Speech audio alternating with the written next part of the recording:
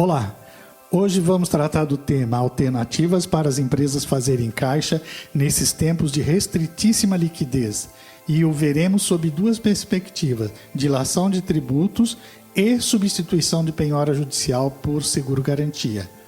O primeiro ponto, a dilação do prazo de recolhimento de tributos, é o que veremos agora. Para fazerem caixa, nesses tempos de pandemia, muitas empresas foram em busca de alternativas. Uma delas, perante o judiciário, perseguindo o direito de prorrogar o pagamento dos tributos. A tendência dos tribunais, ao menos do judiciário paulista, tem sido a de não confirmar as liminares concedidas pela primeira instância, as quais vinham autorizando a prorrogação do recolhimento do ICMS. E o Tribunal Paulista tem se valido de dois principais argumentos. O primeiro deles é que a moratória, nome técnico que recebe a dilação do recolhimento de tributos, quer em caráter geral ou individual, só pode ser concedida por lei, Código Tributário Nacional, artigo 152, de modo que sua concessão por ordem judicial significaria usurpação de poder atribuído ao Legislativo pelo Judiciário. E o segundo argumento, e este baseado no entendimento do Supremo Tribunal Federal, no caso de exclusão do ICMS sobre PIS/COFINS, é que a empresa é mera depositária desse imposto, de modo que não pode simplesmente retê-lo, uma vez não representar ele capital de giro e tampouco ativo dela. Por fim, a até então utilizada teoria do fato do príncipe, denominação dada a qualquer providência de iniciativa dos poderes públicos que torna mais onerosa a situação daquele que contrata com a administração, mencionada em nosso informativo anterior, também não foi acolhida, assim como também não o foi a teoria da imprevisão. Nesta, o evento imprevisto é uma circunstância ou conjunto de circunstâncias econômicas extraordinárias, independentes da vontade dos contratantes, como, por exemplo, a elevação do preço de matéria-prima e salários, consequência de crises políticas, sociais, guerra, etc. A diferença entre ambas é que a teoria da imprevisão tem por finalidade fazer com que a administração participe até certo ponto e temporariamente dos prejuízos sofridos pelo contratante, enquanto que, pela teoria do fato do príncipe, a obrigação de indenizar o dano é integral. Por isso, o Judiciário concluiu inaplicável essa teoria jurídica em matéria tributária, acrescentando que, como a moratória pode levar o Estado ao colapso financeiro, fica afastado também o perigo da demora, o periculum in mora, a justificar a não concessão de medida liminar. O segundo tópico deste tema é substituição da penhora por seguro-garantia. O STJ, em recente decisão de sua terceira turma, reformando decisão do Tribunal de Justiça de São Paulo, contrária ao Banco Itaú, resolveu mudar seu próprio entendimento para admitir a substituição da penhora por seguro-garantia, equiparando este ao dinheiro. O processo é de 1999 e o banco perdeu.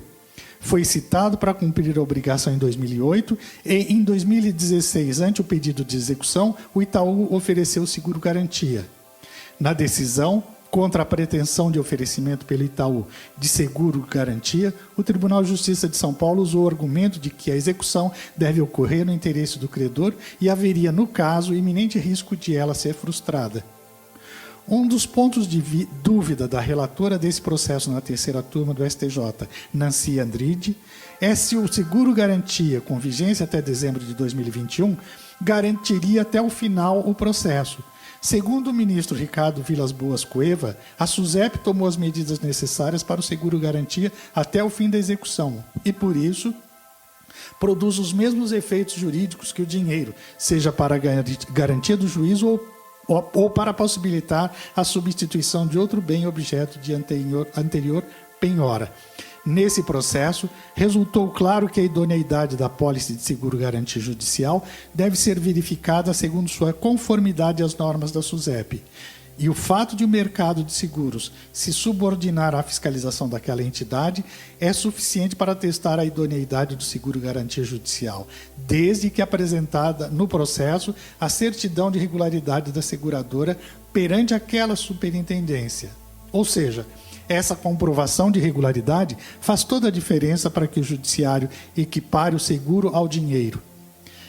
Atenção, entretanto, para um detalhe importante. Seguro-garantia oferecido já no início do processo é muito mais fácil de ser aceito do que pedir a substituição do dinheiro já depositado em juízo por seguro-garantia. Mas não é impossível obter esse direito também.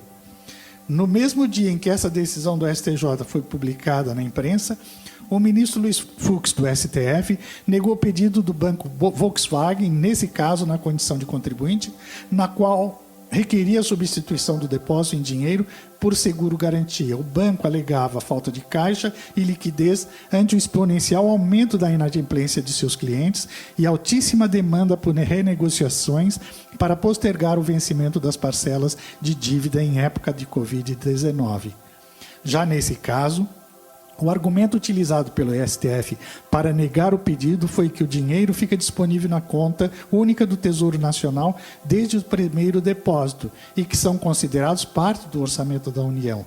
Segundo o ministro Fux, não é possível interferir nesses recursos, podendo causar prejuízos ao orçamento federal que está sendo utilizado para o enfrentamento da Covid-19, de modo que no confronto entre o interesse público e o privado, o perigo de dano está mais associado aos interesses da sociedade do que o do particular. No histórico desse tipo de pedido, em média, 20% dos contribuintes obtêm êxito perante os tribunais regionais federais.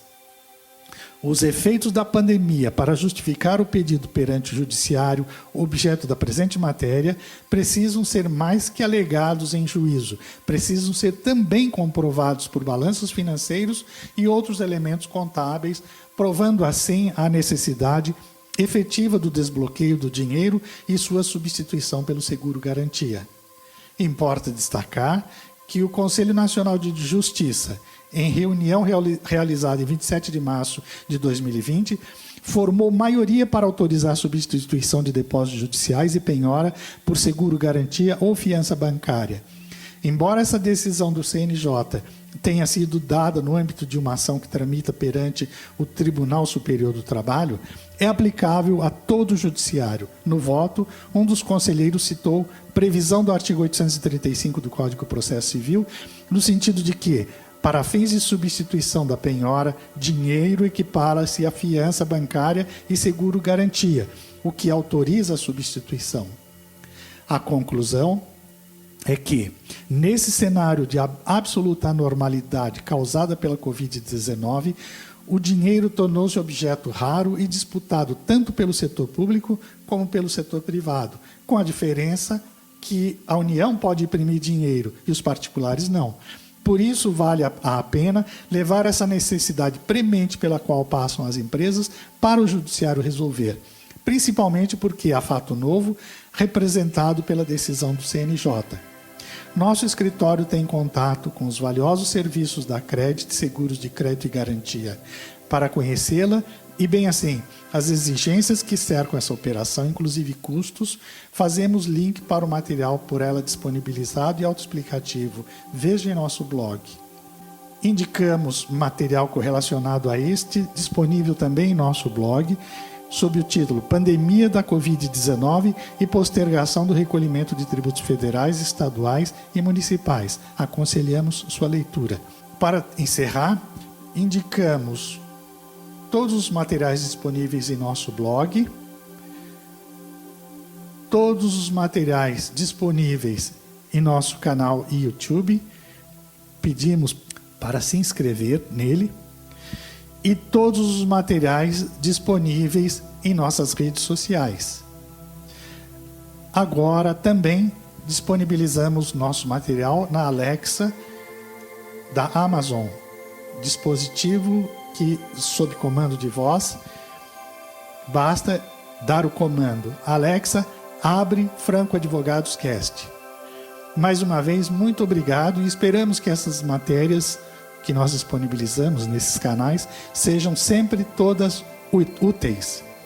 Muito obrigado e até uma próxima oportunidade.